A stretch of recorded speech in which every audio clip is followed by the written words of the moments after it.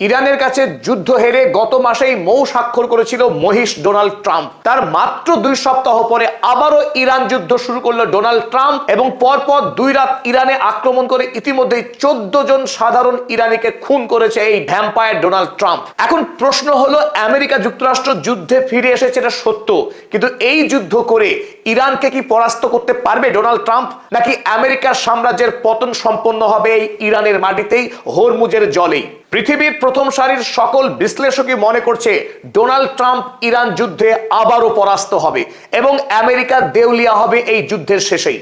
আজকের এই নিবেদনে আমরা বোঝার চেষ্টা করব কিভাবে আমেরিকার ধ্বংস হবে এই ইরান যুদ্ধেই। তবে বিস্তারিত আলোচনায় যাওয়ার আগে আমরা বরং দেখে নিই গতরাতে মার্কিন হামলাদার বাহিনী ইরানে আক্রমণ চালিয়ে কি পরিমাণ ক্ষয়ক্ষতি করেছে। প্রথম রাতে যেখানে আমেরিকা ইরানের উপরে 80 জায়গায় আক্রমণ করেছিল, গতরাতে সেই আক্রমণের তীব্রতা বাড়িয়ে হরমুজ এলাকা সহ বিভিন্ন অঞ্চল মিলিয়ে 90টি জায়গায় আক্রমণ করেছে আমেরিকা। আর তার মধ্যে উল্লেখযোগ্য অবশ্যই বন্দর আব্বাস, চাবাহার, গুলেস্তান, ইরান শাহের এয়ারপোর্ট এবং আরো বেশ কিছু মিলিটারি সাইট। গুলিস্তান প্রভিন্সের একটি গুরুত্বপূর্ণ রেল ব্রিজে আক্রমণ চালানো হয়েছে, সেই রেল ব্রিজের ব্যাপক ক্ষয়ক্ষতি হয়েছে। ওদিকে ইরানের আভ্যন্তরীণ বাণিজ্যের ক্ষেত্রে অতি গুরুত্বপূর্ণ দুটি সড়ক, যে সড়ক মাশহাদ শহরকে তেহরানের সঙ্গে সংযুক্ত করেছে, সেই সড়কের দুটি গুরুত্বপূর্ণ ব্রিজে আক্রমণ চালিয়ে গত রাতেই ধ্বংস করেছে আমেরিকা যুক্তরাষ্ট্র। এখনো পর্যন্ত পাওয়া খবরে গত রাতের এই আক্রমণে ইরানের 4 জন সাধারণ মানুষ খুন হয়েছেন। আর আজ যখন মাশহাদে আয়াতুল্লাহ আলী খামেনেইর দাফন হওয়ার কথা, ইরানের স্থানীয় সময় দুপুর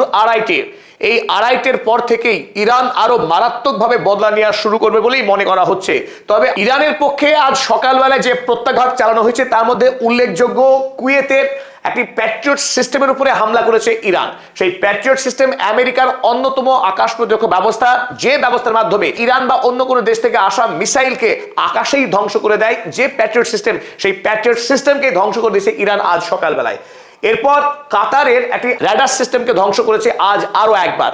প্রথম যে যুদ্ধ শুরু হয়েছিল ইরানের সঙ্গে আমেরিকার 28শে ফেব্রুয়ারি, সেই প্রথম দিকটাই ইরান ধ্বংস করেছিল কাতারে আমেরিকার সব থেকে দামি ANAPS 132 রাডার সিস্টেম, যার পরিধি ছিল 5000 কিলোমিটার। সেই শক্তিশালী রাডার ধ্বংস হওয়ার পর আমেরিকা আবারও অস্থায়ী একটি শক্তিশালী রাডার স্থাপন করেছিল কাতারে। সেই আর্লি ওয়ার্নিং রাডার সিস্টেমকে আজ ইরান ধ্বংস করেছে হামলা চালিয়ে। এবং আবারও বাহরাইনে সেই 5th ফ্লিটের যে জ্বালানি সংগ্রহ কেন্দ্র, সেখানে আক্রমণ চালিয়েছে আরো একবার আজ।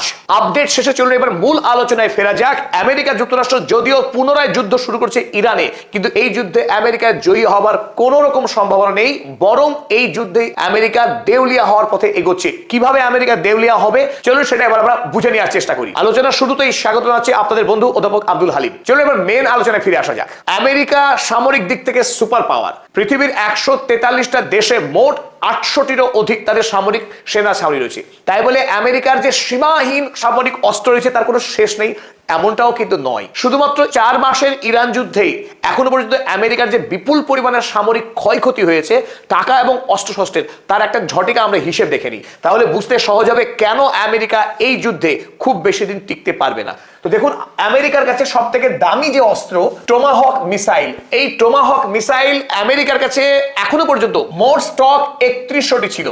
আর এখনো পর্যন্ত যে যুদ্ধ লড়েছে আমেরিকা ইরানে, সেই যুদ্ধে 950টিরও অধিক টোমাহক মিসাইল খরচ করে ফেলেছে। আর যুদ্ধের প্রথম দিনই সেই ইরানের মিনাম অঞ্চলে এই টোমাহক মিসাইল দিয়েই নিষ্পাপ নিরীহ ছাত্রীদের খুন করেছিল 168 জন ছাত্রীকে আমেরিকা যুক্তরাষ্ট্র।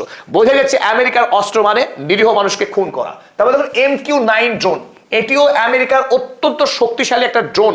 সেই MQ-9 ড্রোন তার হাতে ছিল মোটামুটি 135টি যুদ্ধ শুরু হবার সময়। ইতিমধ্যে 24টি ড্রোনকে ইরান সাফল্যের সঙ্গে ধ্বংস করে দিয়েছে বিভিন্ন অবস্থায়। তারপর দেখুন থার্ড ইন্টারসেপ্টর, আমেরিকার ইতিহাসে, পৃথিবীর সামরিক ইতিহাসে সব থেকে দামি, সব থেকে শক্তিশালী আকাশ প্রতিরক্ষা ব্যবস্থার নাম হচ্ছে থার্ড। যে থার্ড ব্যবস্থা যতই শক্তিশালী মিসাইল মারা হোক না কেন আমেরিকার কোনো সামরিক ঘাঁটিতে, সেই মিসাইলকে আকাশেই ধ্বংস করে দেওয়ার ক্ষমতা রাখে আমেরিকার এই থার্ড ইন্টারসেপ্টর ব্যবস্থাপনা। আর এই ব্যবস্থাপনার মাধ্যমেই ইসরায়েল এতদিন ধরে টিকে রয়েছে মধ্যপ্রাচ্যে। যে কোনো দেশ থেকে আসা মিসাইলের অধিকাংশই সে আকাশেই ধ্বংস করে দিতে পারে। তো দেখুন, এই থার্ড ইন্টারসেপ্টর তার কাছে ছিল 450টি। ইরান বিগত 28শে ফেব্রুয়ারির পর থেকে যে পরিমাণ আক্রমণ চালিয়েছে ইসরায়েল কিংবা কাতার, বাহরাইন, কুয়েত, আরব আমিরাতের মতো দেশগুলিতে যেখানে প্রচুর পরিমাণে মার্কিন সামরিক ঘাঁটি আছে, সেই আক্রমণ সামলাতে গিয়ে ইতিমধ্যেই 290টি ইন্টারসেপ্টর খরচ করে ফেলেছে আমেরিকা, এবং এক একটা থার্ড ইন্টারসেপ্টরের দাম 15 মিলিয়ন মার্কিন ডলার। তাই এই থার্ড ইন্টারসেপ্টর তৈরি করা খুব সহজ কথা নয় সেই আমেরিকার জন্যও। এরপরে আসুন থার্ড র্যাডার। এগুলো বহু মূল্যবান ব্যবস্থা। এই থার্ড র্যাডার আমেরিকার কাছে ছিল অক্ষত 13টি যুদ্ধের সময়, ইতিমধ্যে 4টে থার্ড চলে গেছে, ধ্বংস হয়ে গেছে। আর এই থার্ড র্যাডার ধ্বংস হওয়া মানে অনেক ক্ষেত্রেই এই মার্কিন সামরিক ঘাঁটিগুলো কোনো যথাযথ সিগন্যালই পাবে না যে সেখানে মিসাইল হামলা চালানো হচ্ছে কিনা। তারপর অন্যান্য এইরকম বহু মূল্যবান দামি অস্ত্রশস্ত্র ইতিমধ্যে খরচ হয়েছে এই যুদ্ধে 17,294-এরও অধিক। সব মিলিয়ে আমরা যদি মোটামুটি একটা হিসেব করি যে আমেরিকা ইরান যুদ্ধে এখনো পর্যন্ত কত টাকা খরচ করেছে, তার পরিমাণ গিয়ে দাঁড়াচ্ছে টোটাল লস 1.1 ট্রিলিয়ন ইউএসডি। এই 1.1 ট্রিলিয়ন ইউএসডি এই টাকার পরিমাণ যে কত বিশাল তা বোঝার জন্য সহজ একটা আমরা তথ্য নিতে পারি। আমেরিকা বর্তমানে অর্থাৎ 2026 সালে বাৎসরিক যত টাকা রোজগার করছে আমেরিকার সরকার, তার 20% টাকা হলো এই 1.1 ট্রিলিয়ন ইউএসডি। আরো একটা সহজ পরিসংখ্যান দিই, এই 1.1 ট্রিলিয়ন টাকা আসলে কত ব্যাপক তা বুঝতে সহজ হবে। এই মুহূর্তে পৃথিবীতে যত মানুষ অভুক্ত আছেন, ক্ষুধার্ত আছেন, পৃথিবীতে যত দারিদ্র আছে, সেই দারিদ্রকে 10 বার মুছে দেওয়া যাবে। অর্থাৎ এই 1.1 ট্রিলিয়ন টাকা পৃথিবীতে যদি দারিদ্র দূরীকরণের ক্ষেত্রে ব্যয় করা হয়, পৃথিবীতে কোনো দারিদ্রই থাকবে না, পৃথিবীতে কোনো ক্ষুধার্ত মানুষ বলে কেউ থাকবে না। অথচ এই বিশাল অঙ্কের টাকাকে কেবলমাত্র যুদ্ধে ব্যয় করার কারণেই গোটা পৃথিবীতে অনাহার, অপুষ্টি এবং হাহাকার নেমে আসছে বিশ্ব জুড়ে। তার আরো একটি বড় সড়ক তথ্য আপনাদের দিই, শুধুমাত্র এই ইরান যুদ্ধের কারণেই আমেরিকা এবং ইসরায়েল যে অনৈতিক অন্যায় যুদ্ধ শুরু করেছে পৃথিবীতে, এই যুদ্ধের কারণে গোটা পৃথিবীব্যাপী প্রত্যক্ষ খরচের অঙ্ক কত 2.2 ট্রিলিয়ন ইউএসডি। এই তথ্য কে জানাচ্ছে? ওয়ার্ল্ড পিস ইন্ডেক্স, বিশ্ব শান্তি সংস্থা, তারা জানিয়েছে আমেরিকা যুক্তরাষ্ট্র যত খরচ করেছে, ইসরায়েল যত খরচ করেছে, ইরান যত খরচ করেছে, এবং গোটা পৃথিবীতে তেলের দাম অস্বাভাবিক বেড়ে যাওয়ার কারণে যে খরচ হয়েছে সেই খরচের পরিমাণ 2.2 ট্রিলিয়ন ইউএসডি, যার ফলে পৃথিবীতে আরো নতুন করে অসংখ্য মানুষ গরিব হয়ে গেছেন, অসংখ্য মানুষের মাসিক খরচ অনেকখানি বেড়ে গেছে। এই যুদ্ধের ভয়াবহ প্রভাব বিশ্বব্যাপী ছড়িয়ে পড়েছে। তবে সবচাইতে ক্ষতিগ্রস্ত যে দেশ হয়েছে তার নাম নিশ্চিতভাবেই আমেরিকা যুক্তরাষ্ট্র। আর এই কারণেই আমরা বলছি যে ইরান যুদ্ধে ডোনাল্ড ট্রাম্প তথা মার্কিন সাম্রাজ্যের পতন অনিবার্য। আমেরিকার কাছে যতই ভারী ভারী অস্ত্র থাকুক না কেন, ইরানের কাছে আমেরিকা এই যুদ্ধে খরচ হয়ে যাবে, টিকতে পারবে না। আমেরিকার সাম্রাজ্যের ধ্বংসের একমাত্র অন্যতম কারণ হবে আমেরিকার যুদ্ধ। কারণ 2000 সালের পর থেকেই 2001 সাল থেকে এক নাগাড়ে আমেরিকা যুক্তরাষ্ট্র বিশ্বব্যাপী যুদ্ধ চালিয়ে যাচ্ছে। আর এই ধারাবাহিক যুদ্ধের কারণেই আমেরিকার কোষাগার ক্রমশ ধুঁকছে। আমেরিকা যুক্তরাষ্ট্রের বর্তমানে ঋণের পরিমাণ কত শুনলে আমাদের সকলকে চমকাতে হয়। আমেরিকা যেমন পৃথিবীতে সব থেকে ধনী দেশ, অথচ এই আমেরিকার বর্তমানে 39.5 ট্রিলিয়ন ইউএসডি পরিমাণ ঋণ আছে।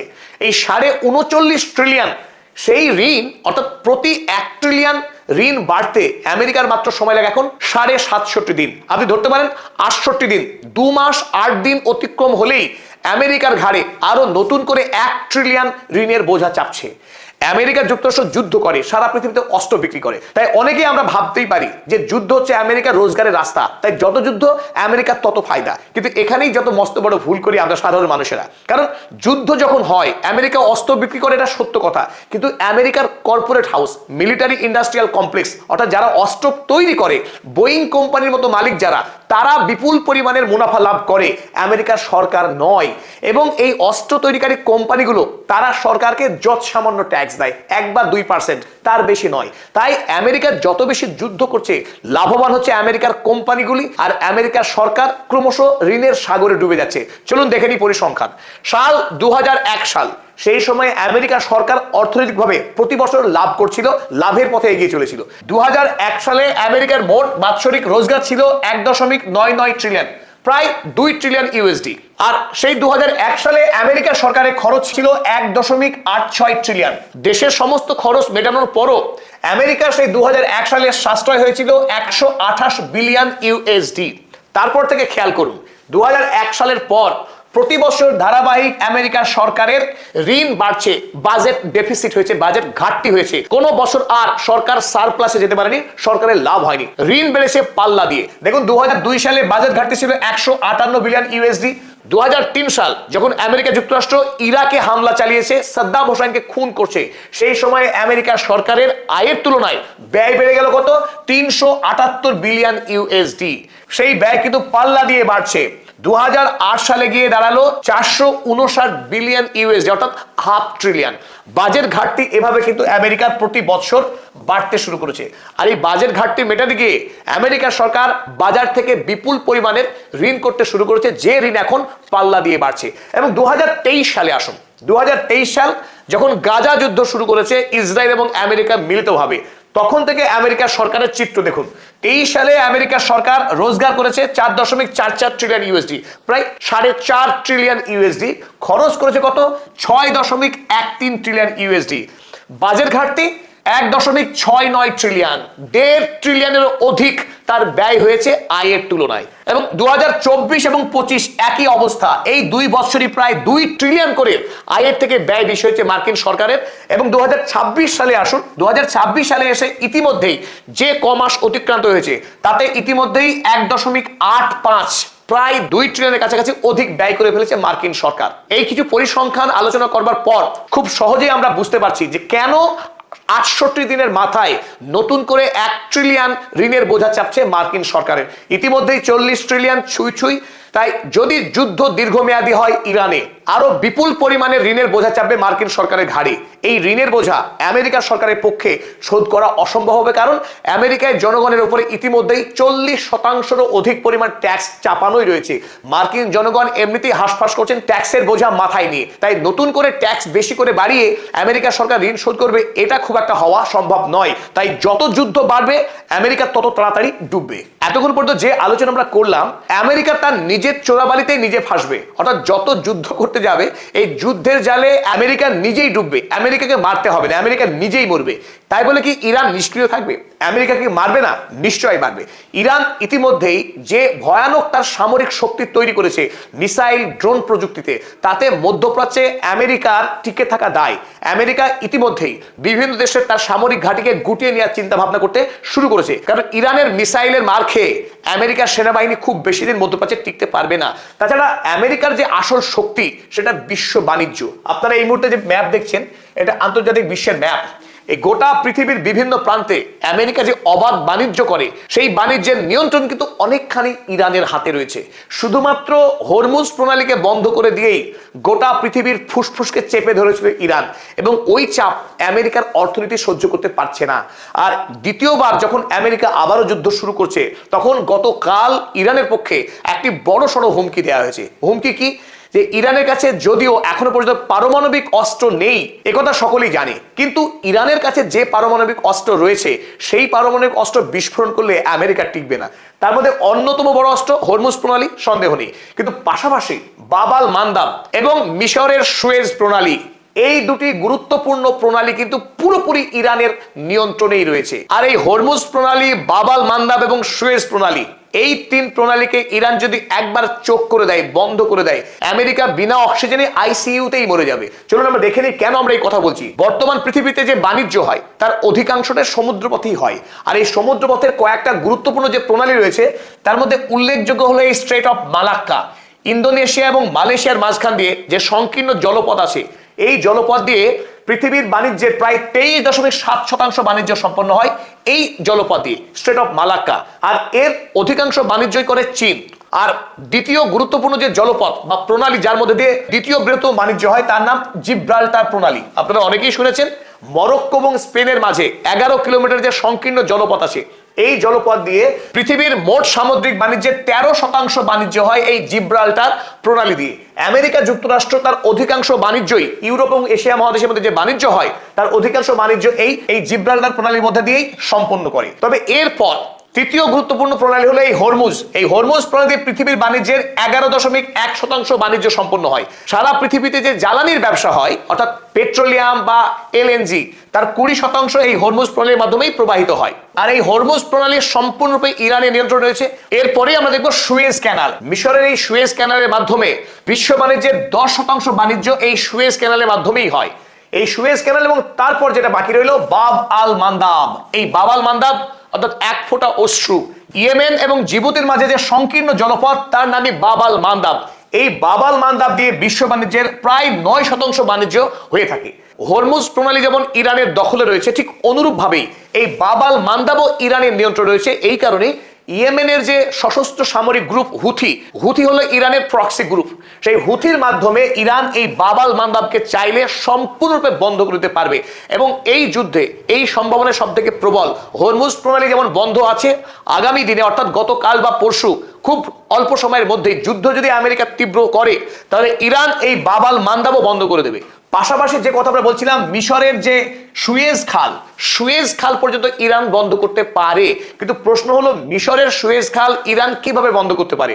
বন্ধ করতে এইভাবেই পারে, কারণ হুথি যখন এই বাবাল মান্দাব বন্ধ করে দেবে, যে বাবাল মান্দাব আরব সাগর থেকে লোহিত সাগরে ঢোকার একমাত্র রাস্তা, আর এই সুয়েজ খালে যাওয়ার অর্থ একটি জাহাজ লোহিত সাগর হয়ে ভূমধ্য সাগরে গিয়ে প্রবেশ করবে ইউরোপে বাণিজ্য করবার জন্য, কিংবা ভূমধ্য সাগর থেকে সুয়েজ খাল হয়ে লোহিত সাগর পেরিয়ে বাবাল মান্দাব দিয়েই তাকে আরব সাগরে আসতে হবে। অর্থাৎ বাবাল মান্দাব এবং এই সুয়েজ খাল তারা এক সুতোয় বাঁধা, লোহিত সাগর হয়েই তাকে আসতে হবে। আর যখনই কোনো জাহাজ সুয়েজ খাল পেরিয়ে বাবাল মান্দাবে আসতে চাইবে, তাকে ইরান ড্রোন মেরে কিংবা মিসাইল মেরে অনায়াসে ধ্বংস করে দেওয়ার শক্তি রাখে।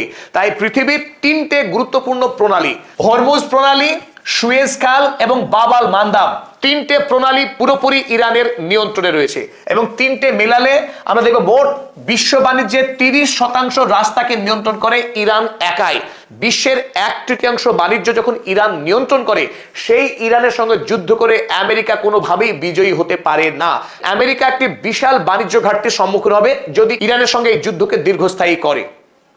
শুধুমাত্র হরমুজ প্রণালী বন্ধ থাকার কারণেই আমেরিকায় জ্বালানির দাম দ্বিগুণ হয়েছিল, আর তার সঙ্গে যদি সুয়েজ খাল বন্ধ হয় এবং বাবাল মান্দাব বন্ধ হয়, আমেরিকা বিরাট অর্থনৈতিক ক্ষতির সম্মুখীন হবে, যে ক্ষতিকে আমেরিকা সহ্য করতে পারবে না।